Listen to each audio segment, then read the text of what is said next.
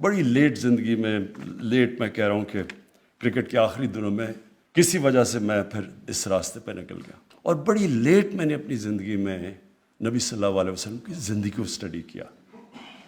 جب میں ان کی زندگی اسٹڈی کی تو میں سب سے پہلے مجھے حیرت کیا ہوئی کہ میں سب سے ماں باپ نے مہنگے اسکول میں مجھے بھیجا، کیوں نہیں مجھے یہ چیزیں اس اسکول میں بتائی گئی؟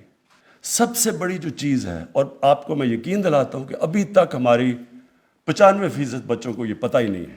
دیکھیں، دنیا کا جو سب سے بڑا انقلاب آیا تھا نا، وہ آیا تھا 625 اور 636 اور 37 کے بیچ میں۔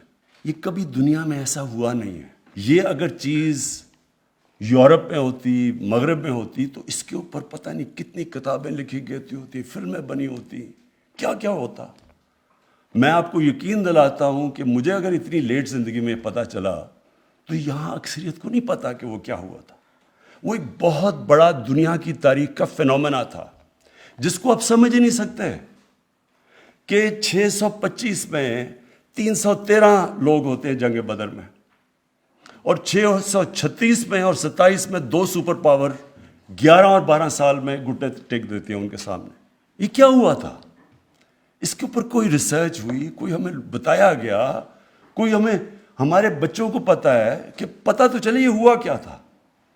اور یہ جو فینومینا ہے، یہ جب آپ اس کے پیچھے جائیں گے تو آپ کو صرف ایک چیز پتہ چلے گی کہ نبی صلی اللہ علیہ وسلم وہ شخصیت تھے جو یہ انقلاب لے کے آئے، اور انہوں نے 2 اصول تھے، ایک تو ان کی پرسنالٹی تھی اور دوسرا مدینہ کی ریاست تھی جو ان کی سنت تھی۔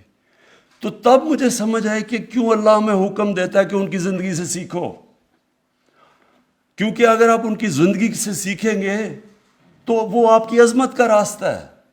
وہی 2 راستے ہیں، ایک تباہی کا راستہ، ایک عظمت کا راستہ ہے۔ اصل میں جب آپ نماز پڑھتے ہیں تو آپ ان کا راستہ مانگ رہے ہوتے ہیں، کیونکہ وہ نعمتیں تو سب سے بڑی ان کو بخشی ہیں اللہ نے۔ وہ تو اللہ کے محبوب تھے، اللہ کے حبیب تھے۔ وہ ان کی اللہ ہمیں حکم کیوں کر رہا ہے کہ ان کے راستے پہ چلو؟ ہماری بہتری کے لیے۔ اللہ ہمیں اس لیے حکم کر رہا ہے کہ اگر آپ مدینہ کی ریاست کے اصولوں پہ اپنے ملک کو کھڑا کرو گے تو آپ کا ملک اٹھ جائے گا۔ آپ اگر ان کی کیریکٹر کو اپنانے کی کوشش کرو گے آپ اوپر چلے جائیں گے۔